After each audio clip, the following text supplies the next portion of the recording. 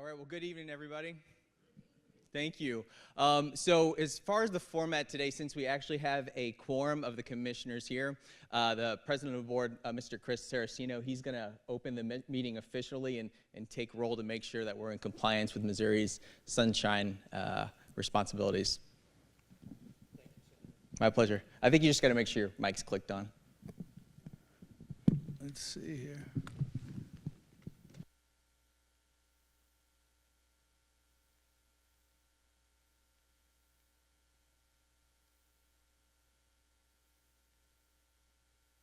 All right, here we go. Good evening, everyone. It's 6:30 on December 9th, and I will now call to order this meeting for the St. Louis Board of Police Commissioners. Mr. Graville, could you please take roll? Commissioner Saraceno. Present. Commissioner Jenkins-Gray. Present. Commissioner Ortega. Present. Commissioner McVeigh. Present. Commissioner Brown. Present. Mayor Spencer. Thank you, Mr. Graville. On behalf of the St. Louis Board of Police Commissioners, I want to thank Senator Roberts and Senator Carla May for having us here this evening. We'd also like to thank Harris Stowe for hosting this event. We are very honored to be here. We look forward to some meaningful and engaging conversation with everyone here tonight, so thank you all for being here, because your presence shows the commitment that you have, as well as all of us as commissioners here on stage and our chief, Mayor Spencer, have for our city as well. So thank you all for being here. That is very important for you to be a part of this conversation tonight. I think, Senator, and would you like to have a few words here? And then we'll do. Absolutely. Thank you. Thank you. Well, again, good evening, everyone. For those of you who haven't met me yet, my name's Steve Roberts. I'm the state senator for the city of St. Louis, the district right here. And I've got my friend, mentor, and colleague, Senator May, who represents the 4th district. So she represents, we're the only 2 senators who represent the city of St. Louis out of 34. And together we've had the pleasure of both representing the city of St. Louis in the House and the Senate as well. So again, we'd like to thank you all for joining us here tonight for this important town hall. We want to also extend a thank you to Harris Stowe State University and its president, Dr. LaTanya Collins-Smith, for opening the space so we can engage in an open and constructive conversation about the future governance of the St. Louis Metropolitan Police Department and the policies shaping public safety and our city. Tonight, we're honored to have with us all 5 members of the newly established Board of the Police Commissioners, including Mayor Spencer, as well as the board's advisor, Don Brown. We've also got the chief with us and their attorney, Chris Graville. Just a little background as far as how we got here. In 2012, Missouri voters approved a ballot measure to return control of the St. Louis police force to local control, with the city officially gaining control in 2013. Now, that ended over 150 years of state oversight, giving the mayor's office the authority to manage the police department. However, in recent years, there's been efforts to take away local control, spearheaded by Republican lawmakers in Jefferson City. State control over the St. Louis Metropolitan Police Department became a major priority of our current governor, Mike Kehoe, and a measure was pushed through the Missouri legislature earlier this year.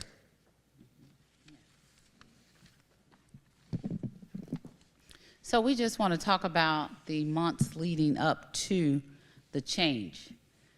So we were not, based on our conversations in our communities, in favor of state control of the police department, and that's because we went through so many different conversations while we were in the House in 2012, returning local control back to the city of St. Louis. With that said, myself, Senator Roberts and myself, we went through discussions in reference to the bill, long hours of conversation, and this is where we have arrived right now at this point. Now, these individuals have been appointed what we call in the interim when the legislature is not in session. So let me explain that. If the governor appoints any board in the interim, that means that when the session begins, which begins the first Wednesday after the first Monday of every year.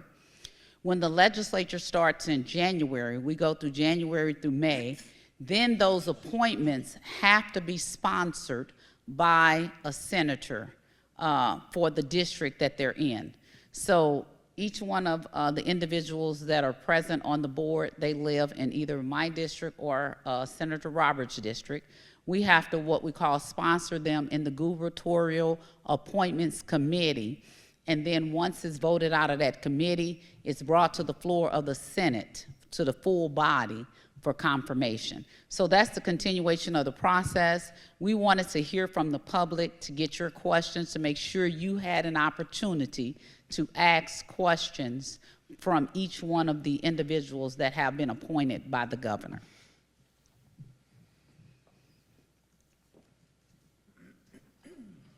So after opening remarks, we'll invite members of the audience to ask questions, share your concerns, and submit questions for the panelists. And if you'd like to ask a question, please write it down on a note card that you grabbed on your way in.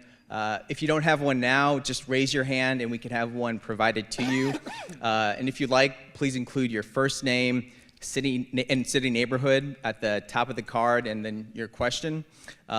When completed, just raise your hand and we'll have one of our Harris-Stowe students volunteer to retrieve your question. And if we can, we've got with us today Joshua, Spencer, and Daryl. They're going to be helping out. You know, they've got school tomorrow, but they wanted to be here and engage in the political process. So they're going to make sure, I'm sure we've got a lot of questions that might be repetitive, kind of grouping them together and selecting the most relevant questions. So if we could give a round of applause to our student volunteers here tonight.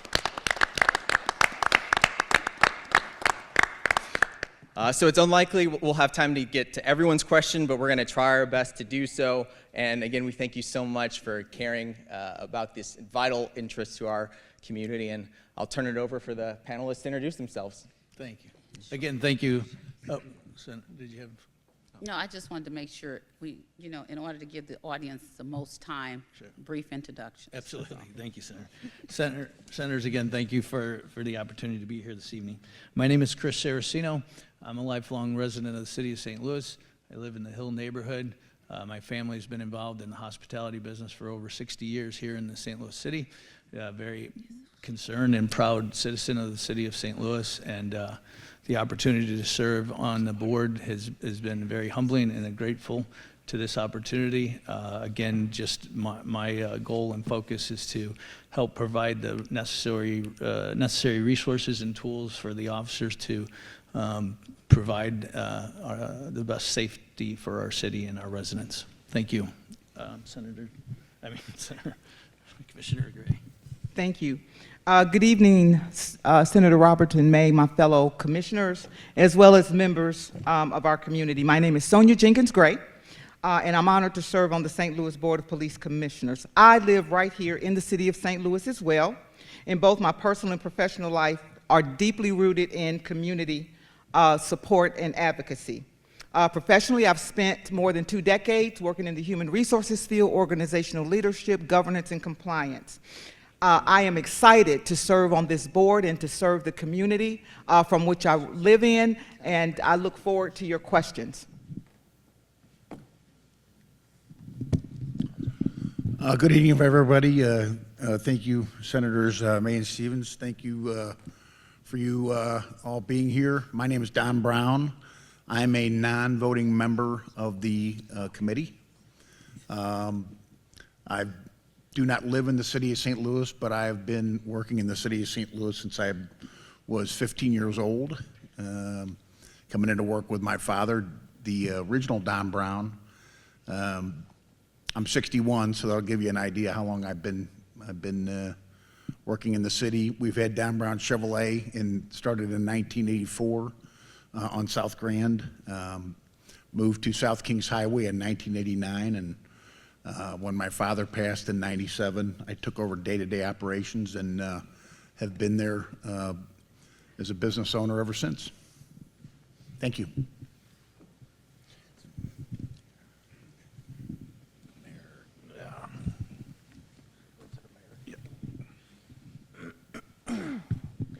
Good evening, everyone. Thank you to the senators for hosting this tonight, an opportunity to have a conversation with the community. My name is Kara Spencer, and I am the elected mayor of the city of St. Louis. That means that I head up the administrative branch of city government. And before this board was established, the police department would have answered to essentially the mayor. I am the only mandated position on the police commission that is mandated by state law, so I'm not an appointment of the governor, but the position of the mayor is required by state law to serve on the Board of Commissioners.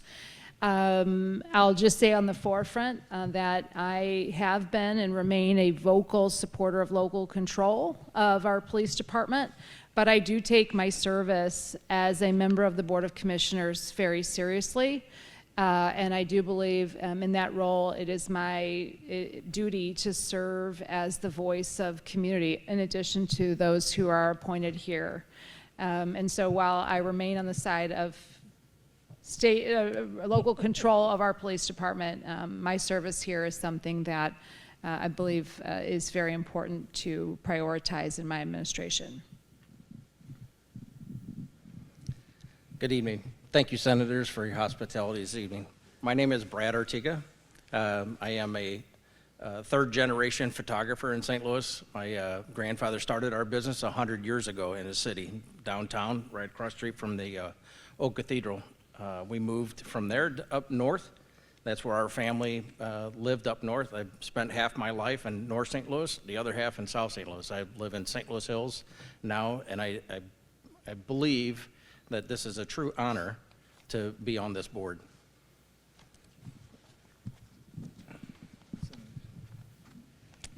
All right. Yeah, okay. Oh, sorry. They're trying to leave me out. My name's Eddie McVeigh. I'm a St. Louis boy, born and raised. I live in the city of St. Louis, and I have a restaurant, restaurant here in St. Louis as well. I'm very proud to be here tonight, and I thank the senators and Harris Stowe for having us all. No problem, buddy. So before we get to the questions, I wanted to recognize some elected officials in the audience. You can stand, wave your hand. We just want to say thank you for coming, and we appreciate you, and we appreciate everyone who has attended. So, thank you.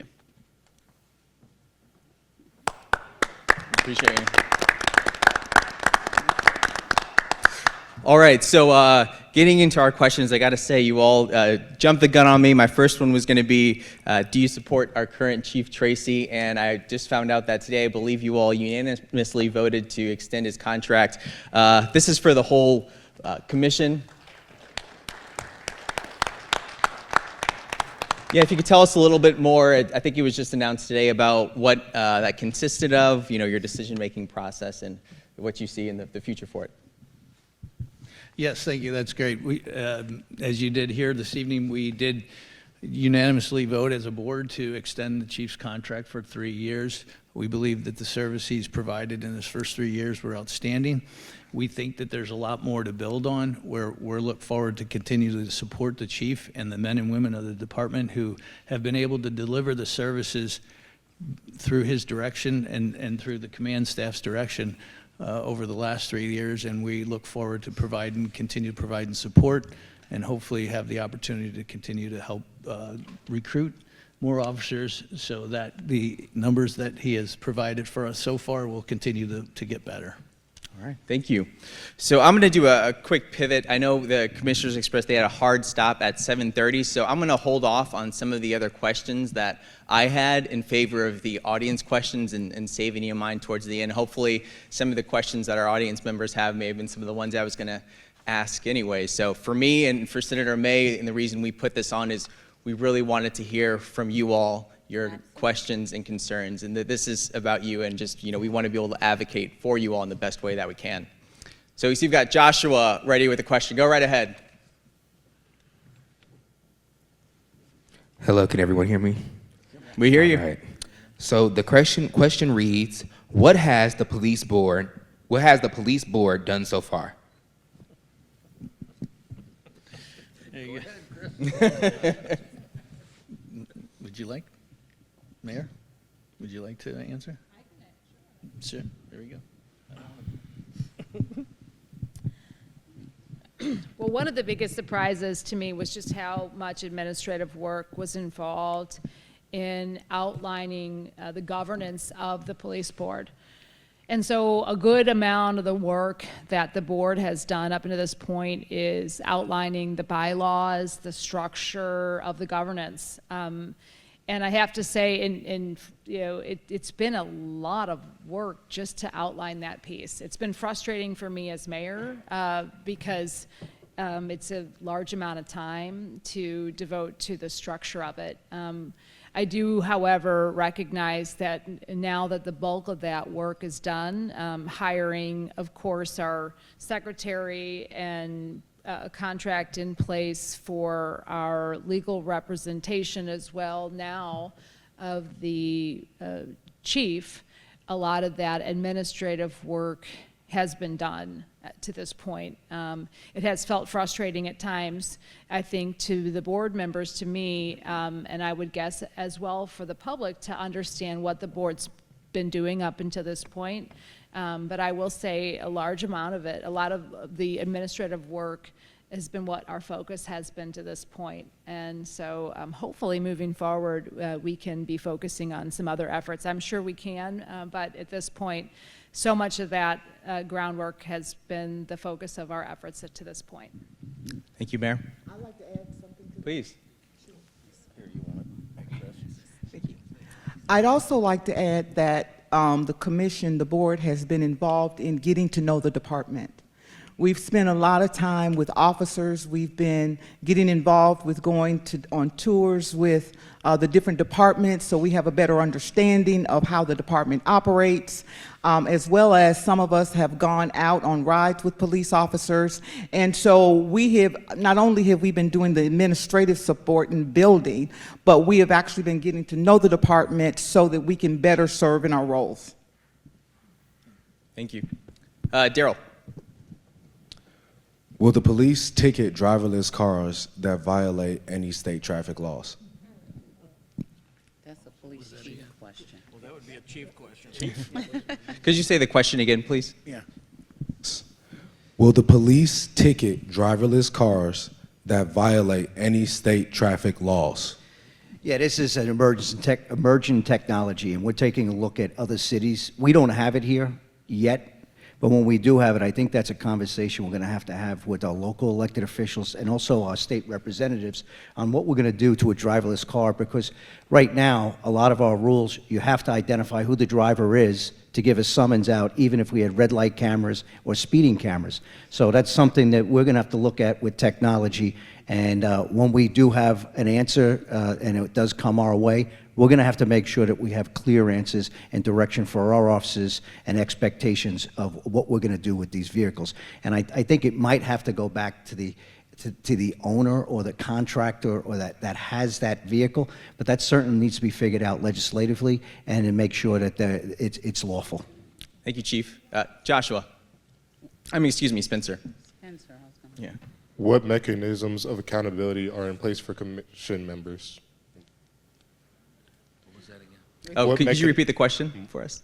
What mechanisms of accountability are in place for commission members? That's a good question. Repeat it. Yeah, what mechanisms of accountability are in place for you all, the commissioners? For accountability. Chris Greville.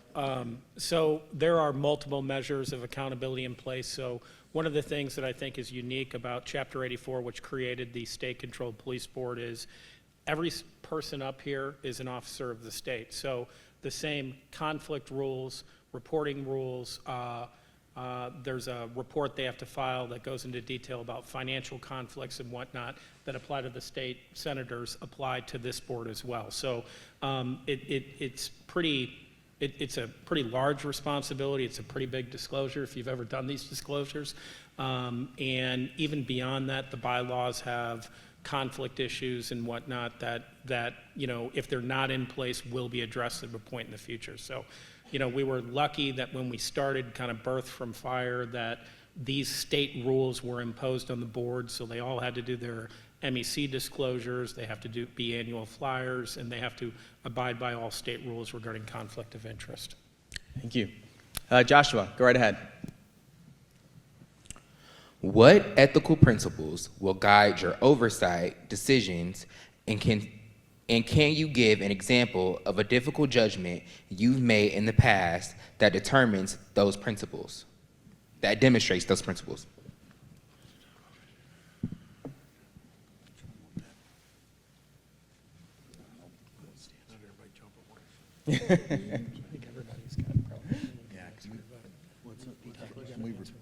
Oh, would you mind repeating the question again for our commissioners, Joshua?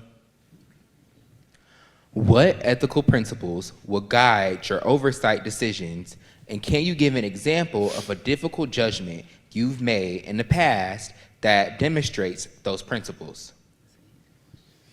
Well, I think the department has been run for so many years under the integrity of the law enforcement profession, and we need to uphold to those standards of the law enforcement profession and how each men and women who are out serving our community, how they serve and how we would want to be treated as well. So we operate with respect, first of all, and we make sure that the men and women are of the police department are being handled with respectfully as well.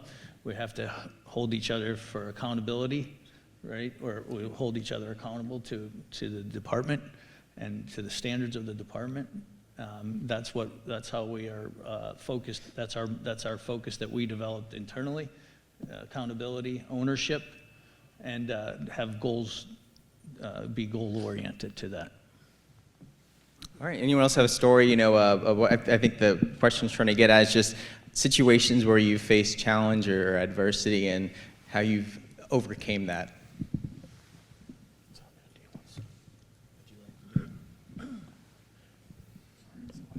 No, that's okay.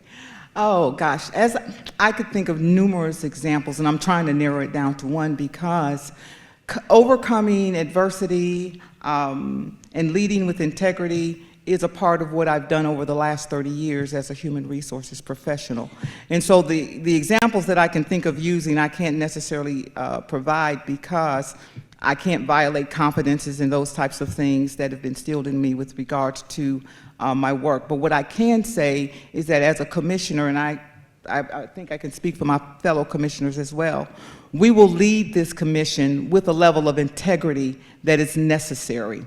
We will be transparent.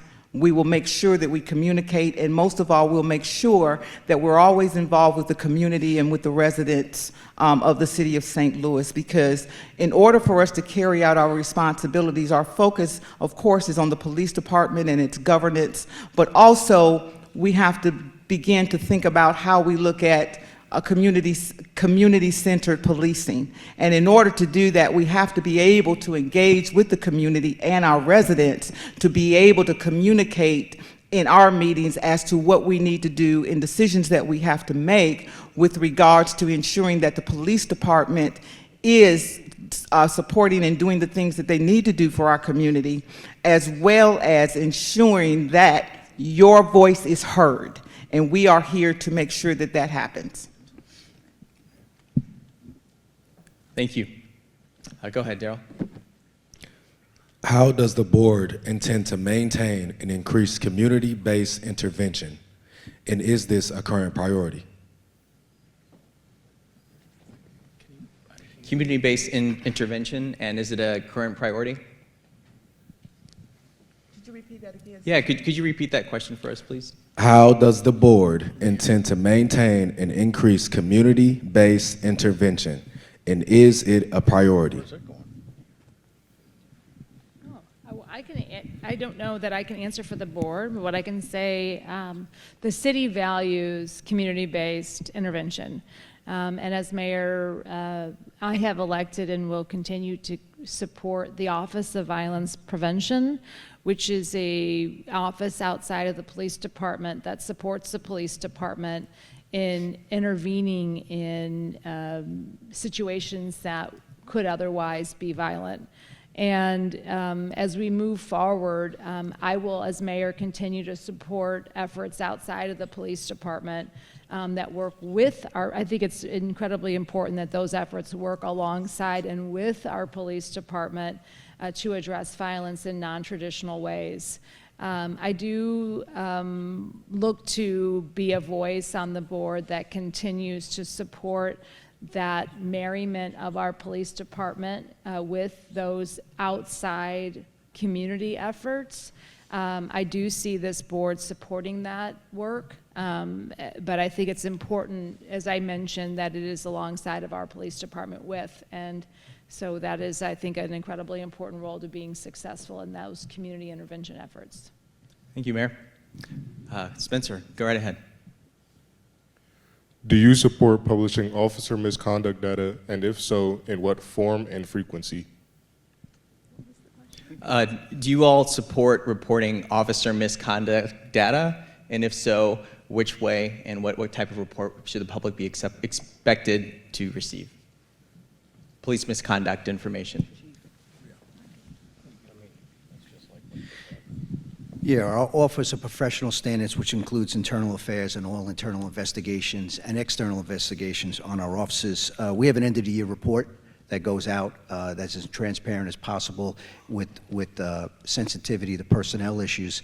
But we have that at the end of the year. We take that very seriously. We have a team made up even from Force Investigations, Internal Affairs, Body-worn camera unit, extra jobs. And then we do these investigations, and we make sure we take that seriously, because everybody wants to make sure we're holding our officers accountable. And that report comes out at the end of the year, and you should be seeing it possibly 2025. It'll be coming out for a few weeks into 2026 for your review. So we will be putting that information out, and then anything that happens with an officer, what we can put out there, we get ahead of it. And even if you've seen some recent stories, you can see that the police department puts that out to make sure the public's aware of what we're doing and holding our officers accountable.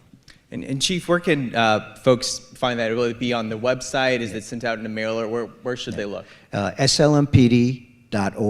And when you go in that, there's tabs. We've revamped our website, so it's more transparent from crime information, helping people with anything they need, complaints, long-term complaints, and also you can see those statistics on our officers when it comes to discipline.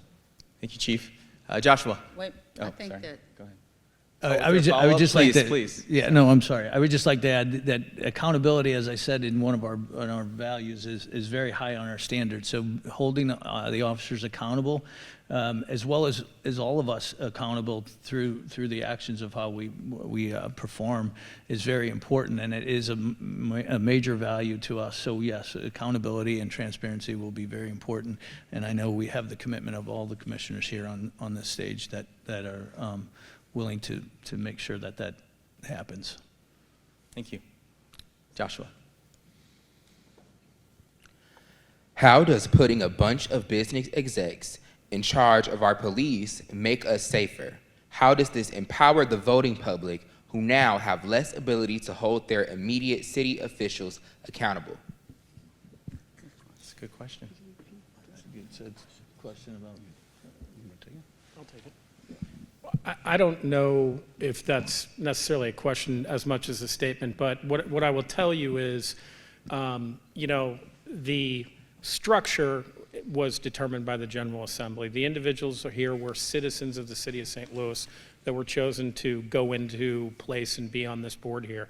And just one of my observations about, the board, they have not gone into this with a assumption that they know all the answers. They've gone into this with an idea and an open mind to learn about policing, learn about the department, learn about the culture, learn about, what issues people have with the police department. So what I would say is that everybody sitting at this table that I've seen has approached this with a total open mind to look at what are these steps that can be taken to enhance policing, enhance community engagement, enhance things like the Office of Violence Prevention, and grow on some of the things the city has pioneered and the chief has pioneered with regards to community outreach. So that, I think, is probably the best response, because they didn't choose the structure. They want to serve within the structure.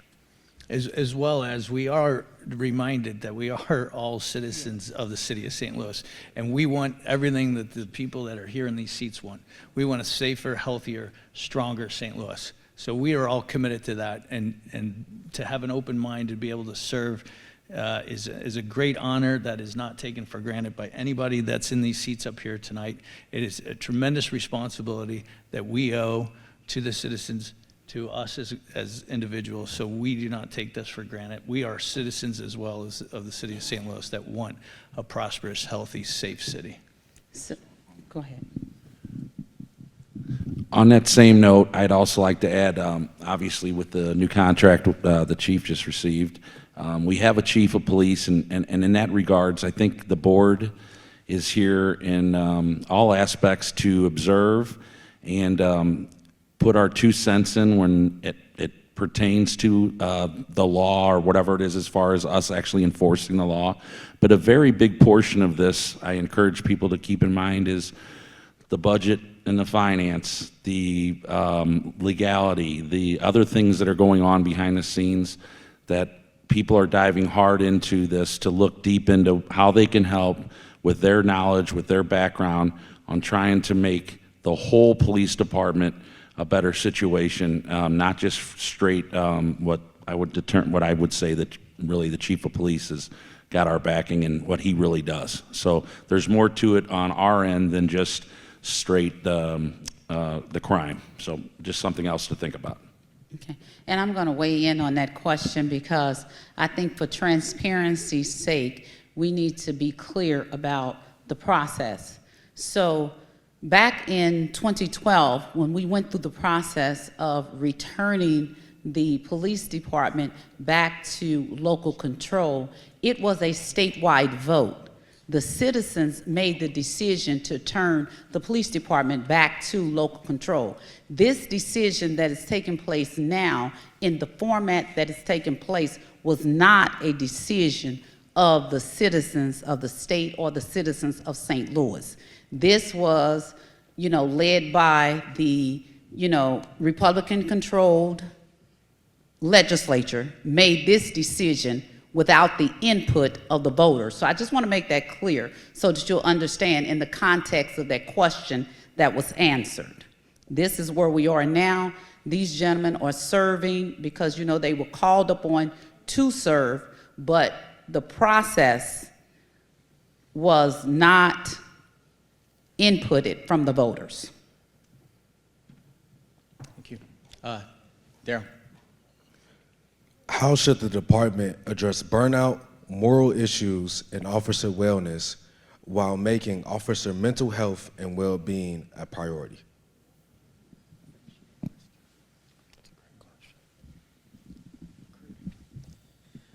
It's one of our major issues. We work together well with our union as representatives of the St. Louis Police Officers Association that's here and the leadership organization.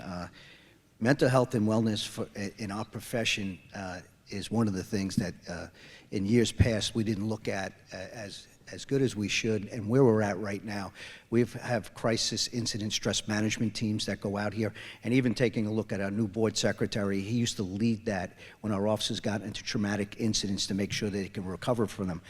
We also have EAP with the city that we can talk to, social workers, and then right now through the Police Foundation, we're probably building the state-of-the-art wellness center for police officers from the county and the St. Louis Metropolitan Police Departments, from soup to nuts to rehabilitation for their families, and it's going to be a location just outside the city, and we take this very serious. We're investing a lot of money into that because we want our officers to be rested. We want our officers to be well. We want to incentivize them to become police officers. It's a noble profession. It's one of the most difficult jobs in the world, and we are human beings. They have families. They have loved ones, and they're going out and doing this job for our community, and I commend them to be in this profession. But we as the board recognize it, the mayor recognizes it, and also the union and the officers and the things that we're doing. Colin Tully is in the audience right now. He has ran that program to make sure that we can get our officers in the right place should they start to deal with a tremendous amount of stress. And all our supervisors are trained to recognize that to make sure that they don't make mistakes because they're under stress, and get them the help that they need so that we can make them whole, and also make sure that they're going out and serving the citizens and their family and also themselves. So it's really important to us, and it's something that's very high priority, and that's something that we continue to build on. But there's announcements that are going to be coming out from the Police Foundation for state-of-the-art that we looked at throughout the United States. This is going to be the best one in the United States in the investment that we're all making, business leaders, donations, and I don't want to steal their thunder, but they'll make that announcement, and it's incredible for what they're doing for our police officers to make sure that we have the officers paying attention to their needs. I'd also like to touch, if I could. Please. Commissioner Jenkins Gray earlier touched on it. One of the things that we can do as a board, we don't, I don't think anyone at this table has ever thought we're going to be police. Our job as a role is to walk alongside the police department and help the police department all we can and grow the police department, which makes the community safer. But one of the things we can do, you talked about burnout and morale. You know, we go to roll calls. We listen to the officers. We listen to what they have to say. We go to the civilian side, you know, the 9/11, because if we have a bunch more officers, but the 9/11 side, the phone calls coming in from the citizens, the community, isn't handled properly because of lack of help. You know, then that doesn't help either. So we're looking at a lot of things that are outside the actual policing piece that we can do to help support the officers, to grow that police force, which in turn puts more officers on the street and makes everybody in this room feel safer. So. Thank you. Spencer. How do you plan to improve community trust, particularly in neighborhoods with historically strained police-resident relationships? Yeah, could you read that one more time for us, Spencer? How do you plan to improve community trust, particularly in neighborhoods with historically strained police-resident relationships? Well, some of the work that we're already doing. After the pandemic and the civil unrest, we weren't able to get to meet together in any community. And Zoom is a nice substitute, but it doesn't take place of meeting in a room like this, seeing body language, getting to know each other, having the same offices in the same area. And the offices, not just the liaison, but having the offices that are going to handle calls for service, going to each and every community meeting, along with the commanders and the supervisory staff, to get to know what the problems are in each area, and even more challenged areas, which some might have more gun violence than others, telling them how we're doing it, what we're trying to do, how we're trying to reduce it, leveraging technology, and when we're doing that, bringing the information to them and strategizing with each individual community. Since we've been doing that for the last 3 years, how do you measure the trust, and are we getting better? Well, it's less complaints against our police officers, and then clearance rates are one of the indicators. Are we building trust in the community? Because we got great detectives, we got great police officers, but to solve these crimes, we need to make sure that the community is with us, they know what we're doing, working together. And our clearance rate right now is probably one of the highest in the country, where it's one of the things that does happen. We want to prevent the first one. But when a homicide does happen, we want to make sure that we're clearing as quick as possible, make sure that perpetrator doesn't go out and do that again. But we also bring justice to that family and some closure that person's been taken off the street and held accountable. And our clearance rate is at 86%, where the nationwide average is at 50. That's an indicator that we're working together, we're trusting each other. But trust is something we got to build on each and every day through community meetings. Trust is something that's so fragile, we can lose it like that. And so we got to build on it, we got to build on it more, and we got to build on it even more. And it's something that I know the board and I have talked about, the mayor, we have talked about this, to make sure that we're out there and our offices are visible, but we're listening, we're being respectful, and we're working together with the community. And we didn't have an opportunity to do that several years ago because of infecting each other and because we were very busy with some civil unrest. We have an opportunity here to get to where we need to be, but there's some work to be left to do, and it's something that we got to maintain each and every day. Thank you, Chief. Oh, please. Yeah. In addition to that, because I think it's critical for the board to have a responsibility as well, and as a commissioner, we'll continue to show up at neighborhood meetings and to be involved. One of the things that I have learned is that this is a community that cares deeply about safety.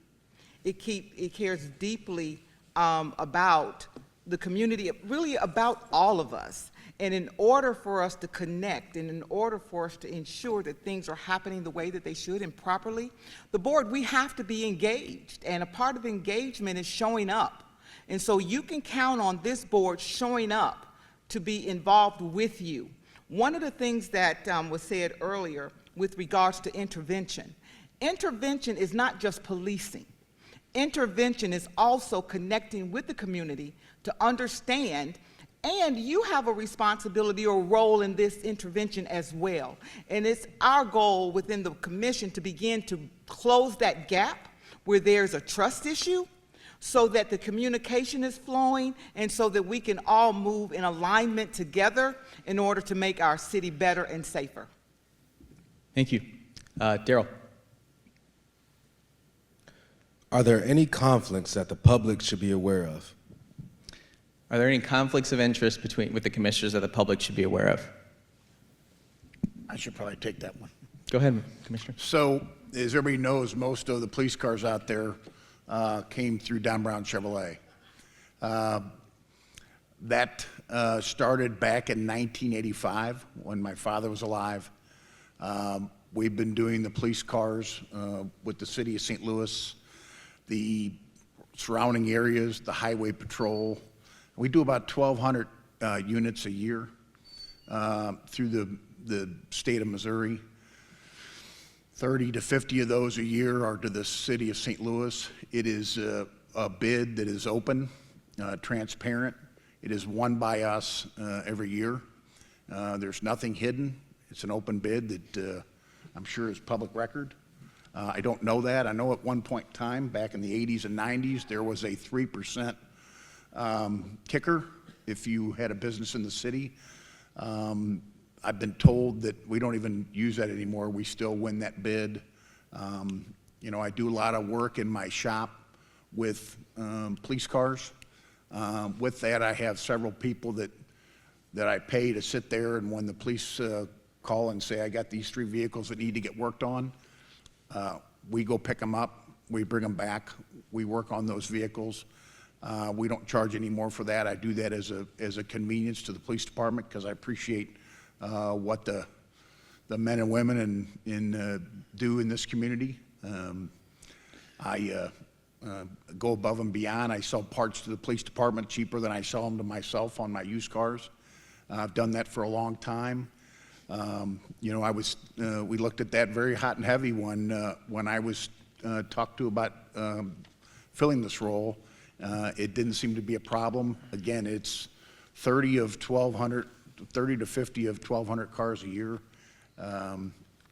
It's out of convenience, and I do the service work that I know is going to be cheaper and a lot easier on the police force than if they went outside of the city of St. Louis. The integrity of the St. Louis Metropolitan Police Department, without a doubt, is a #1 priority for us as the commissioners. There is nothing that is more important to us than the integrity, because the integrity that we are representing are the integrity of the 840 plus officers that are on the street, and that's who we're really here to serve, right? Those officers, those men and women who are out when we are running away from something, they are running to it, and they are there in our hardest times and our hardest troubles. So integrity for the St. Louis Metropolitan Police Department, which is the gold standard department in our state, the oldest department in our state. It's the gold standard of all departments. So the integrity for the St. Louis Metropolitan Police Department is a priority that we do not take lightly. And if there would be a conflict, we would recuse ourselves from that opportunity. So I'm very confident to speak in that way for every member here that is sitting in these seats. Thank you, Commissioners. Joshua, please. How can the mayor of the city serve on the commission while suing the state about state control of the police without it being a conflict of interest?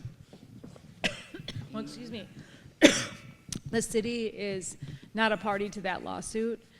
While I remain staunchly in favor of local control of the police department, excuse me, and would much rather not have state control. I've been very, very clear with the public and with this board about that.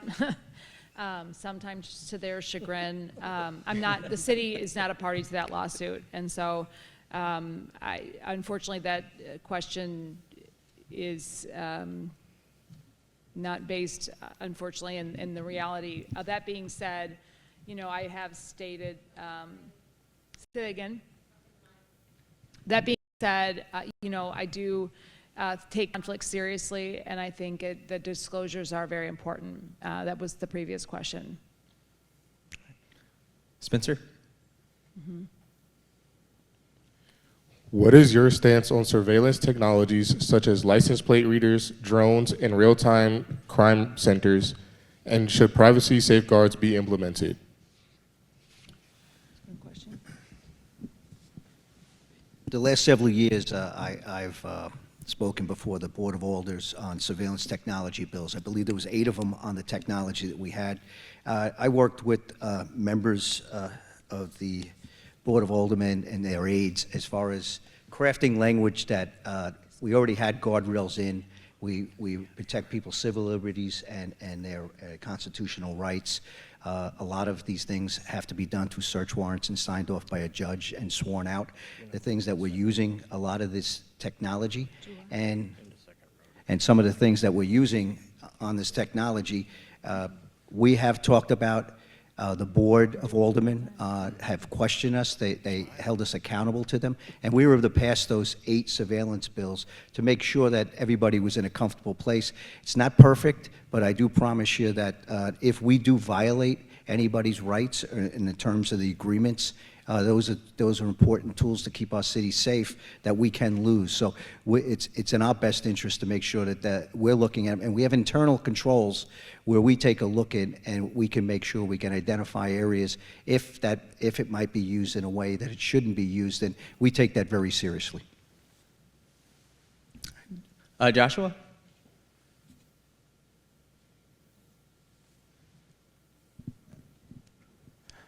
What are the plans for increasing our numbers of our police force, and is there a specific target number of police that we would like to maintain?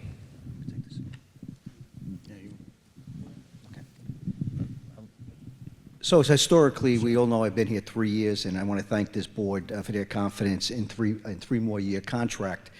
But when we take a look at one of the biggest things and one of the crisis throughout the United States is recruitment and retention. We're slowing down the people leaving the police force, and what we have to do is try to increase the amount of people being here. When I walked through the door 3 years, the budgeted strength was around 1,300. That's Chicago when I used to be there. 1,300, and then it was reduced to 1,225. And then we worked with the Police Officers Association, and then it was 1125, and also the Ethical Society of Policing. I see them here as well, and they do a great job representing our officers. And we're at 1,100. I think we have to get ourselves past where the president of our board just talked about being north of about 860 commissioned officers, and then we have to if we can get back up to 1,100. I think that's a number that we have to evaluate at that time. But if we can get the people in the profession, there's things that we're looking at. 40 officers that have left our profession in the last couple of years went to other jurisdictions. I was able to swear them back in. So they're starting to come back. We know that morale is starting to come up. There's things where now when they're arresting people and hold them accountable, they're being able to taken to the circuit attorney's office, and they're being charged, which helps our community out. Also helps the person breaking the law to see if we can get them the help of, if they have mental health or addiction issues, to get them court-ordered treatment. I think all these things work, and having a good, fair criminal justice system helps our officers' morale. And then at the end, we got to take a look at the economics. Where we are in pay also goes into how we can recruit officers. We have a patch right here, that's a brand that everybody wants to be a St. Louis Metropolitan Police officer. We have that going. We have a lot of things in our department that other departments can't offer, going to canine, going to mounted, to going to aviation. There's so many things, being a detective, homicide detective, juvenile detective. We can offer so many things in our department, but when we look at the pay, these are the things that this Board of Commissioners is looking at with the budget that's come over from the city, from the general revenue. And we're going to be in talks shortly, and I've talked to the president and I've talked to the board lawyer about how we're going to be sitting down for another collective bargaining agreement. And I can't talk terms, but it's certainly something that trying to find raises for our officers to make ourselves competitive economically compared to the people in the region. And so these are the things that I know that's one of our main priorities. That's one of the board's priorities. And I'm kind of speaking for them, but I think I know this is what they want, and this is what exactly a chief of police wants, with the ability to pay. So I think hopefully we can get to that place and make ourselves more competitive, and that'll bring more officers in. We have 14 officers that are graduating Police Academy right here, December 19th. And then we have 26 officers, recruits we just put in the academy 2 weeks ago. And then we're going to continue to work on these things. Sitting here is the former director of personnel, Sonia Gray, who's now a Board of Commissioners. In her time, we worked out to streamline how we can get more officers into the system or applicants. And now we're going to take it to the next level because we're pulling over all human resources within the St. Louis Metropolitan Police Department with a director, Sarah Koziaki. And then we're going to take ownership of all of it, and with the help of Sonia Gray and her human resource experience with Sarah Koziaki, I think we can expedite getting people through there, getting the right candidates in, and then getting the money up, and then the morale going up, and a lot of other things that it would take too long for me to go because I know there's going to be more questions, but these are the things that we got to do, and then we have to make sure that these officers know they have a fair shake in a police department. We're going to treat them fairly and respectfully, and that goes a long way.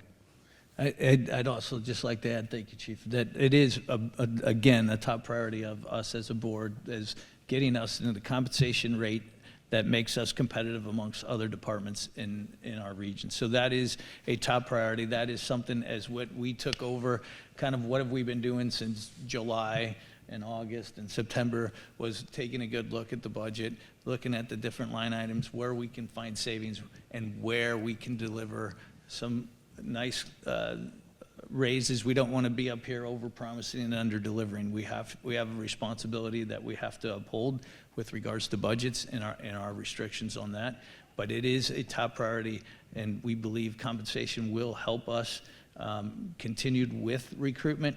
And we think also recruitment is very key when we have retention. When we have a good place to work, we have a competitive place to, on our pay scale. We have all the resources and the tools that we can deliver to these officers to help them on their street to do their job. You know, it's a goal to go out and win the street every day. That's not meaning going out and locking up every bad guy. That means winning the streets, going out, building your relationships in the communities that you serve, trying to bring them along with us as we raise our city together. So that is very important to us.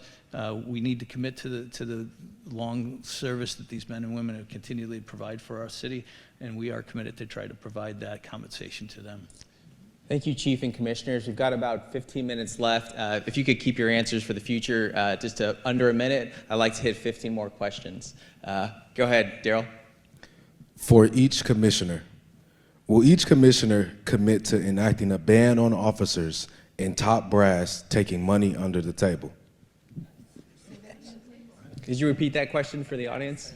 For each commissioner, will each commissioner commit to enacting a ban on officers in top brass taking money under the table? So maybe start with the mayor and work our way down. I think anybody in a position of power should never be in the business of taking money out of the table. I would be on record saying that nobody takes money under the table.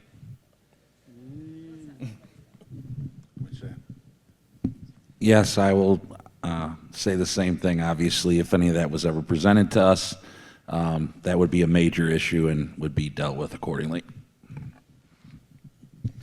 Again, we're committed to integrity and transparency, and there's absolutely none of that is allowed under this watch.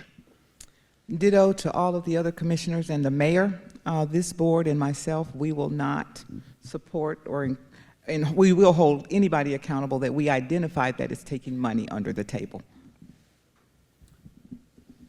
I'm going to ditto also the other commissioners and the mayor. That's not going to be anywhere in our wheelhouse. We plan on dealing with that if there is any. All right. Absolutely. We would deal with that, and we deal with that swiftly through our integrity process and our investigation process, and then those things would be dealt with, and we made suggested penalties and/or arrests and/or termination to the board, and that's the way we would treat that. So the answer is yes, we would take that very seriously, and that's not something that we condone. Thank you. Joshua. CDR chases seem to be on pace to take more lives than homicides in the city. What are the plans to save lives when it comes to these chases? Will they stop?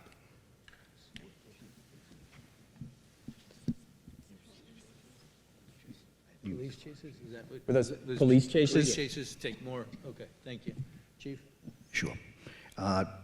I don't know where you're getting that statistic from, but any time that there's a loss of life because there's a pursuit by a law enforcement officer because of actions of an individual that we're trying to stop in a vehicle, we have a robust policy on that, and we have safeguards in that.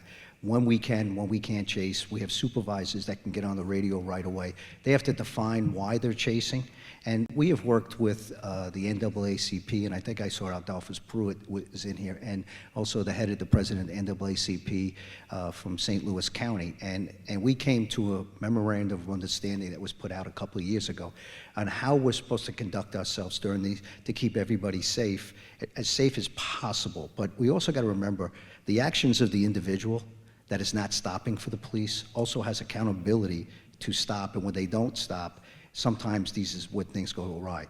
I only know of 4 cases that happened in the city this year, so it's certainly nowhere near having other incidents where we have loss of life. There's been 4. 1 was by our department, 3 were by other departments that came into our jurisdiction where we were not involved. So it's not just the St. Louis Metropolitan Police Department, and we'll make sure we take that serious. We have an department accident review board. We look at every one of these cases, and if there's a serious injury from one of these chases, our Force Investigations Unit, if it's our unit or the other jurisdictions that came into our city, our Force Investigations Unit takes a look at it, and then we make a recommendation or no recommendation to the circuit attorney from our city. So we look at this, take it very serious, our actions, how we contributed to it, if it's a retraining issue, or it's one of those other issues that we take a look at. But our policy is very good. And I will tell you, there isn't a meeting that I go into, and I've been to hundreds in the last 3 years, in any part of this city that is asking us to make sure that we try to make people compliant in reckless driving, breaking the law, and the only way to stop them is to put the lights on and make sure that they stop. But we have to get compliance from the community back, and we want to make sure that we're being as safe as possible to protect the public, and there's certain conditions where we will continue to chase. But those numbers, whoever the question is, it's only been 4 this year. Thank you, Chief. Yeah. Spencer. How will you hold the chief of police accountable for meeting performance benchmarks set by the commission? Go ahead. So the question was, how do we, could you repeat it one more time? How will you hold the chief of police accountable? We got the question. Okay. Okay, so real quick, the contract that the chief just signed, as we discussed and worked as a board and worked with the chief to do it, he invited, welcomed performance standards, performance review by the board. It's baked into his agreement. It's something I think he looks forward to. One of the things I think the board has stressed department-wide is collaboration. And I think everybody up here looks at setting goals and holding themselves accountable to achieving those goals as a collaborative process and a goal for the entirety of the board and the chief. And if the goals of the chief are met, it means that the men and women of the department that go out and do the work every day are helping to achieve those goals. And so when you have a leader that can get them to provide the results that he's looking for through the trust and integrity of what he's asking, that makes us a win. There's a lot of pieces to this puzzle, as we've all, as commissioners, learned to deal with since we've been appointed. There's a ton of pieces to this puzzle. The chief is a big piece of that puzzle, but the delivery of the results of the service of the men and women continually meet those standards, and I think the chief appreciates their work on a daily basis. Senators, too, I know you're looking at. We can take a few more. This has been a great conversation, a great questions and answers session. So if you'd like to, that would be fantastic. We can stay for a little bit longer as well, and maybe the mayor. Yeah, about okay. Okay, we'll Right. we'll excuse the mayor yeah, and those who can stay. Yeah, we'd love to have you. Yeah, we can. Okay. I didn't mean for the mayor. No problem. Joshua, go right ahead. Will each commissioner state how many officers they personally know, and are any of them high-ranking? Could you repeat the question for us, Joshua? Will each commissioner state how many officers they personally know, and are any of them high-ranking?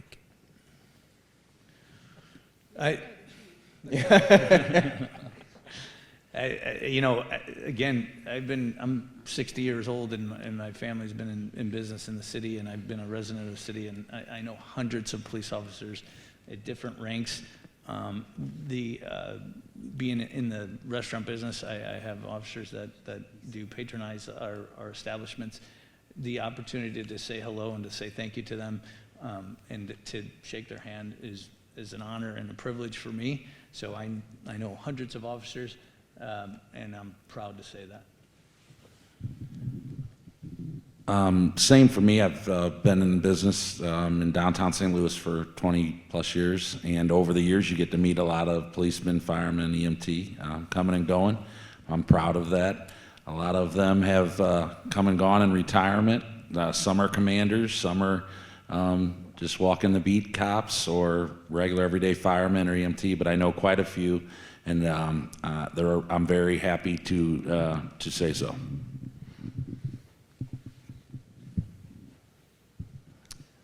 Again, been in business for a long time. I do know a lot of police officers, several hundred. Yeah, a lot of them are in high-ranking spots. So, and I think it's a privilege to know them. I'll add to that. All of us have been attending the new swearing-ins of our new officers. And so while I know officers of all rank and file, I'm most excited, I think, to meet some of our new officers. We have a lot of first responders across the board. In fact, I'll be leaving here to meet with some of our firefighters, so that's my hard stop for the evening. But I think it's really important to meet and know officers of all ranks, especially the new ones coming in.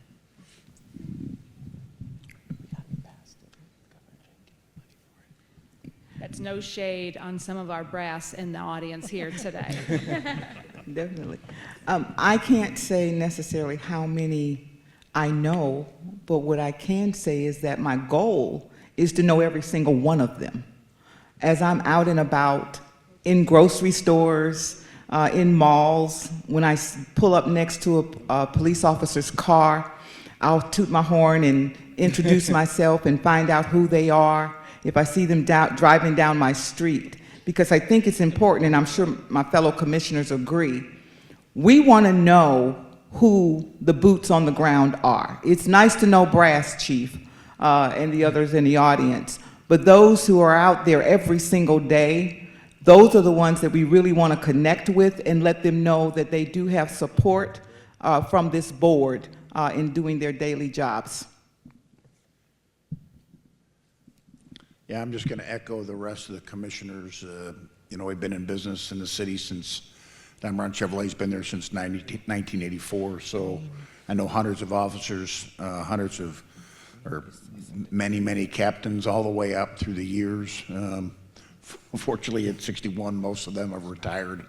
I've got to meet a lot of new ones. I try to go to roll calls to meet some of the new officers, but the cast is many. You know, we going back to the Police Wives Association back in the day before we've been involved. My father's been involved forever. So. All right, we're going to give the chief a pass on that question. Daryl, I'll come to you next, but Madam Mayor, you're the only actually elected. You already have the support of the citizens of St. Louis. You're the only member who has been elected. So I know you said you had a hard 30 stop, but we'll keep going with the commissioners who will be up for appointment for a little bit. Thank you, Senator. May I just take just a moment? Sure, please. I am really impressed with the number and the quality of the questions here tonight. I don't know if it's just the audience or some of the students who put the panel of questions together, but a really, really thoughtful set of questions, and I'm grateful for the opportunity to answer a few of them here tonight.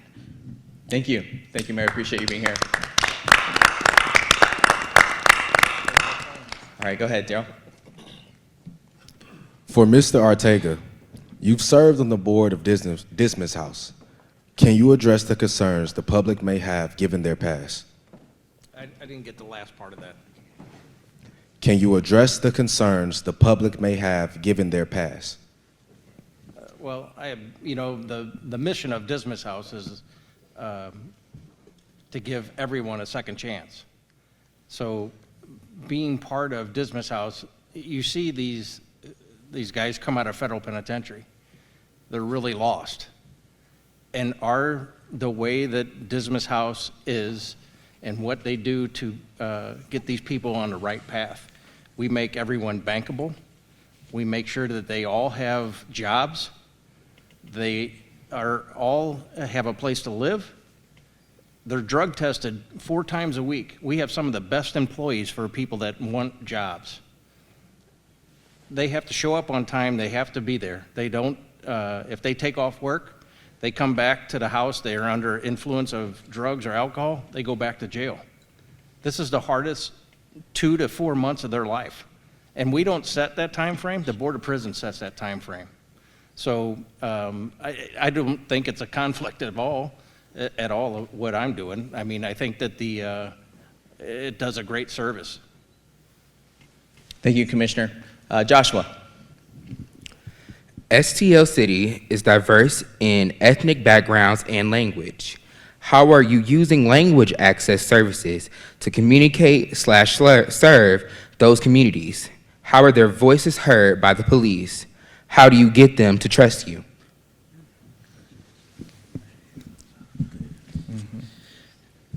So we have officers that can speak all these languages, and when we come across an officer's on duty, we will call for an officer that can interpret for us, and then we also have a service that also we can call into that can translate for us, should it be a language that we're not able to translate.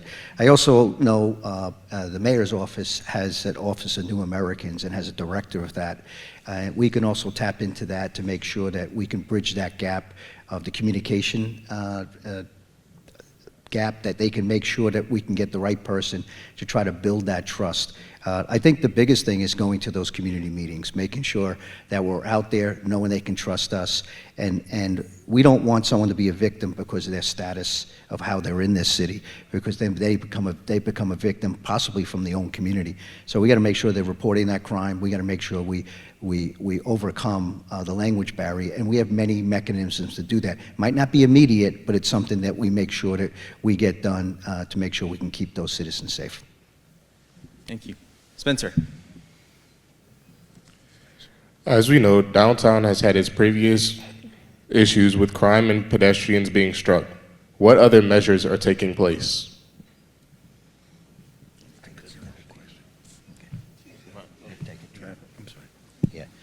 Well, if you start seeing, there's things in place. First, after that young volleyball player was hit by a car, that a person was out, warranted out, or broke the terms of the condition of their bond over 42 times.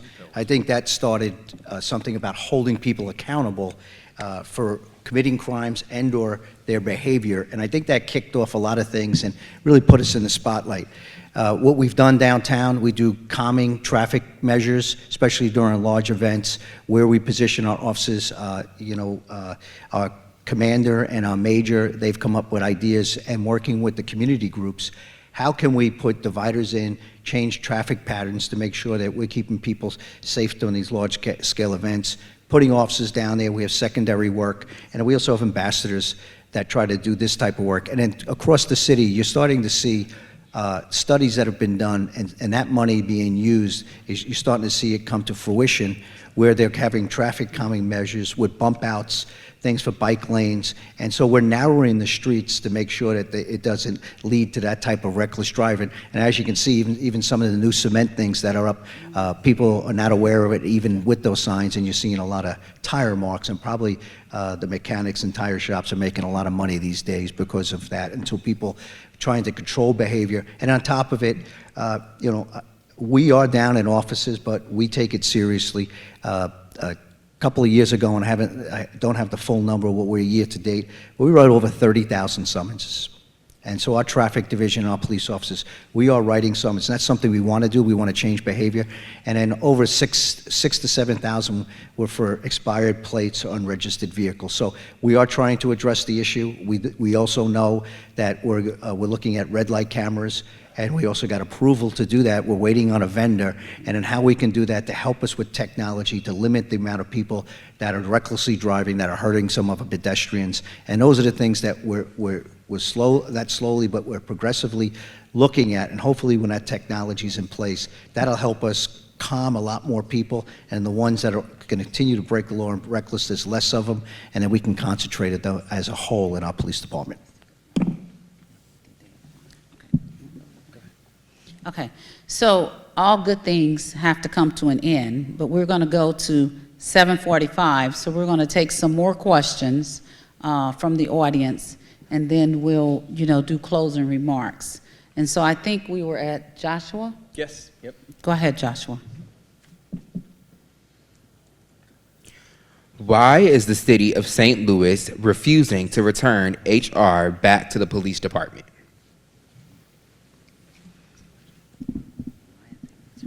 I don't think that is necessarily a wholly accurate statement. I think what is happening when you have something like this happen, I mean, the city of St. Louis is very unique. It was under state control, local control, state control. When it was under state control, they had an in-house HR department. When it went to local control, all those HR people moved over to the city. We are currently working with the city to move those HR positions back under our HR architects, Commissioner Jenkins Gray, so that we have the best recruitment, retention, retirement of police officers in the region. I will say this, we are somebody asked a question about the mayor being involved in a lawsuit. There's a lot going on. You have the Attorney General involved, you have myself as the board counsel involved, and you have the city of St. Louis involved. And everybody's trying to interpret the statutes, everybody's trying to work towards it. But I do think everybody involved, whether it be the Attorney General, the city of St. Louis, the mayor, is working towards a better, efficient police department with a good HR department. So I think what we're doing and what you're seeing is a process, a learning process, not necessarily people saying, no, we're fighting back and forth on stuff. All right, thank you. Daryl. How do you ensure impartiality when evaluating police discipline, promotions, or use of force cases? Well, I know the chief probably will answer it a little bit further, but we have processes to follow. We're led by the legislation, led by how we are to govern ourselves. We have our own disciplinary rules to follow, so we have to follow those just like previously when under any other control. So there are mechanisms in place that we have to follow. We're not making this up as we go. The ability, we're holding everyone accountable. 20 seconds, Chief. And there's a thing under Rule 7 where we're going back and taking a look when we were under state control. Part of the statute is looking at it. We're working with the unions, working with other members of the command staff, internal affairs, to make sure we got a fair process in place. It also has to be fair to our police officers, but hold them accountable at the same time. Thank you. Spencer. What is your vision for the future of policing in St. Louis over the next 5 years? Well, I mean, that's a good question, and we have goals that we are trying to attain. Again, as I said earlier, recruiting new officers, that there's a lot of pieces to that puzzle to recruit new officers, offering them, obviously the compensation that is in the marketplace would be one, but two is delivering the tools and resources that help them be the best officer in this noble profession that they do. That's what we have to do. Supporting them in ways, actually holding the people that do break the law and going through that process. The police are one piece of the puzzle, and there are of many pieces that we go, also having prosecution, having those things that take place after the officers do their work. So we are continue to commit that, continue to help putting the pieces of the puzzle together to make a good picture for the future of our city. Awesome. So let me pose this question to the board, because this is something that, we have been working on in the legislature. And I think that the only place that has it, we're talking about the Civilian Review Board. And I think it's Columbia and St. Louis City that has the Civilian Review Board. So tell me your thoughts on the Civilian Review Board, because I know that the citizens, are concerned, and that's their way of weighing in as well. So give me your thoughts. Yeah, just because there was a lot of discussion very early on that I was involved in with the city and then some members of our Citizen Review Board. We actually have a alumnus of the Oversight Board, Mr. Ortega. First off, I would say you've heard everybody talk up here. They're citizens of the city of St. Louis, so they are a Citizen Review Board. One of the things that I would say, there is a possibility to have an oversight board that is involved with the Board of Police Commissioners. However, one of the things that is really important as, we build this government structure is not having people in positions where they're just holding a position, they're actually doing something, they're providing input. I think part of what we're trying to do is get everything established for our, disciplinary. I mean, based on coming out of the city of St. Louis, there's some disciplinary cases that are waiting for hearings that have been waiting over 2 years. And so we have to equip ourselves to do that, participate that, hear those disciplinary hearings. What does the future hold? Is there an opportunity there? The other thing I would say is there's some incongruence between the Police Officer Bill of Rights, which is now mandated on the city of St. Louis, and the Citizen Oversight Board with regards to how we could get it done in the time period that's required, and also what can be shared with an oversight board. So what I've asked the board to do as these questions have come up is, let's get our system in place, let's build our base, and then let's grow from there and really try to grow some of these concepts that have already been kind of developed in the city of St. Louis. So I know this is hard. That's a long answer. It is the wrong answer. It's a long answer. Okay. So, right. So I'm going to redirect. Normally I don't do this, but I'm going to take the Senate now. So when you're saying, I understand that we got to get everything in place, I understand you're evolving because, this is brand new, so you have to put policies and things in place. So are you saying that you're going to create a format for the relationship of the Civilian Review Board with this board or the police, or are we talking about eliminating our Civilian Review Board? Well, the Citizen Review Board, as it exists right now, I do not think is compatible with the state statute for state control. What would have to come out of this board would be a new style or type of Citizen Review Board, and there's various issues, legal reasons why there's some incompatibility with what was put in place by the city of St. Louis. It doesn't necessarily just transfer right over. And I think these are some of the discussions are, what is their role as citizens in reviewing it. One of the things in the statute, and you're probably going to say I'm talking too much again, No, but go ahead. that's in the statute is, and this is, the statute allows this board to delegate every single police board hearing to a hearing officer. What has been the comments that I've received, now we have to look at and see what these dockets look like, are this board wants to hear them because that's why they signed up for this. They want to operate and mete out discipline as a citizen review board and not rely on this delegation to hearing officers where they actually never touch a case. So it may not be a fully satisfactory answer, but I would state to you, check back, follow up. There's logistical, legal issues with it. We're going to try to work with the General Assembly to incorporate some of that stuff, but this is a citizen review board. It's not the one that was chosen by the mayor of the city of St. Louis. It was chosen by the governor, but it is a citizen review board, and they do intend and have expressed their intent to hear these discipline cases and not necessarily delegate them all out to hearing officers. Okay, so that means the legislature has to weigh in. Okay, thank you. So I think that we're going to take. Let me tap it real quick. Okay. Joshua, I see you've got a question. I want to do 3 final questions. If you all have them, pick your favorite ones if we got any less, or if we've gone through them all. Joshua, we'll have you close us out. I have a few questions. 3 questions. Okay. All right. Representing the team. Go ahead.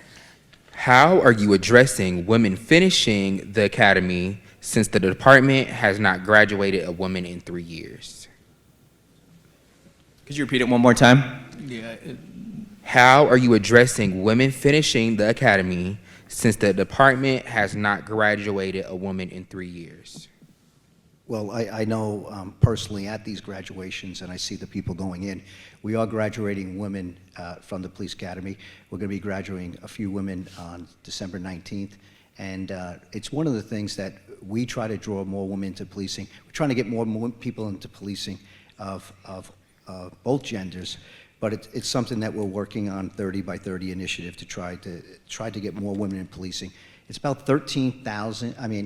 It's about 13% out of 800,000 police officers in the United States are all women, and all departments are working on that to try to bring them in. And it's something that we take very seriously as we do our recruiting. And if there's any other suggestions out there on how to help us, we always are going to look for help and maybe better ideas to get better at that. Go ahead. What is your comprehensive investment plan for infrastructure related to training and facilities to result in higher recruitment? Yeah, the recruitment, we have, our police academy it's a CLIA accredited. It means a Commission on Accreditation of Law Enforcement Agencies. So we have a triple accreditation, our police department, our police academy, and our 911 center. And there's maybe 7% of the police departments in the United States, that's 18,000 police departments, have this accreditation. So we have the accreditation. It's about getting the people in the academy right now. We have an incredible staff that's well recognized, and we're well known throughout the United States. And because of that accreditation, we have to pass a rigorous standards to get that accreditation that other academies are not doing. So I'm very proud of them, and I think it's about getting more people in the seat, and we've heard that strategy early and what we plan to do for the future. Also, to add to that, the change comes from within. So we are looking at every way within the department, the leaders in those departments, of what the challenges have been through recruitment, listening to those and trying to help solve for those answers to help bring that. And just one other thing is looking at, you talked about infrastructure. Our police, our firing range, where we train people on de-escalation, and also we have to qualify through accreditation, through post-training from the state, is we invested $2 million into that, and our range hopefully will be finished in a few months, and it'll be better, and it'll be able to serve our officers for their training. All right, Joshua, our final question. Okay, our final question. What are our plans for competitive pay for our force in order to make the department grow and to fight crime and gun control, to make our streets a safer place to drive? All right, do you have another one for us? If a commissioner runs a private security firm that hires city police, then how can the commissioner also fairly decide wages and promotions? Well, that would be myself. I am a partner in a security firm. None of that has come up as far as any type of conflict. If there becomes a conflict, I've expressed all night long that integrity is of the most important. I will be in this seat for 4 years. I will live in St. Louis for hopefully many more years than 4.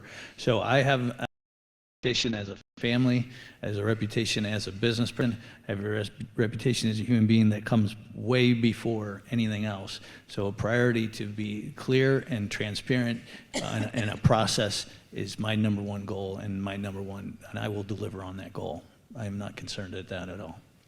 Thank you. Any closing remarks or statements for the commissioners that you'd like to make? No, first of all, I'd like to thank everyone that was in attendance tonight. Again, Harris-Stowe University for hosting us. And thank you. Senator May and Senator Roberts, again, our sincerest thank you for the opportunity to be here. I don't think that we probably would have initiated that, so for your leadership to do that and to have the opportunity to address the folks tonight is very, very important. Again, our goal is to deliver a safer, healthier city, help us support our officers, help us to be able to deliver the resources, the tools, and hopefully the compensation that they can so they continue to, so we have the best officers out there that provide the best service to all of our citizens, no matter where they are in this city. Yeah. Or say, oh yeah, and if the audience would join me in giving a round of applause for the commissioners, whether you support them or not, you know, as elected officials, we know how difficult it is to come into an audience full of strangers and get grilled for hours, so that takes a lot of courage, and we appreciate you. Oh, go right ahead. No, that's quite all right. I think I'd like to leave on this note for the community to know, and that is that, you know, a safe and thriving St. Louis, a city where you feel protected and respected and valued, where your voice is heard. And I really want to re-emphasize that as we close tonight, because when you feel heard, when officers are supported, and when the systems behind policing are strong, then that's when our city really thrives. And so you need to leave here knowing that you do have a commission here that is committed to what I've just talked about, and we are all available whenever, if you have questions, if you need to connect with us, we want to be connected to you. Thank you. So I want to, first of all, thank our volunteers, Joshua, Spencer, and Daryl. I want you to give them a round of applause. They have done a fantastic job. We want to thank Dr. Collins and Harris-Stowe for opening their doors to us to have this conversation. It was important for us to have this conversation because, like I said, it wasn't a vote by the people the way we did it back in 2012. So it was important for us to have the community to weigh in on the next steps in the process. And so we really appreciate you, and you should give yourselves a round of applause as well. And last but not least, I really want to thank Senator Roberts and his staff because they did the legwork and all the details in putting this forum together. He called me and said, will you help me participate in the forum? I said, you do all the legwork and I'll show up.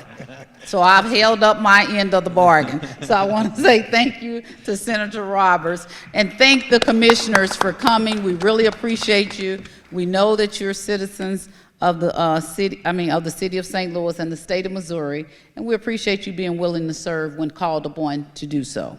Thank you. Now, do you have to formally close it out, Mr. Yes. President? You have to adjourn it. Yes. Call for the adjournment. All in favor? Somebody need to make a motion, don't they? Thank you. Meeting adjourned. Lawyer, do they do it right? Thank you. Okay. Motion carried. Let's go talk.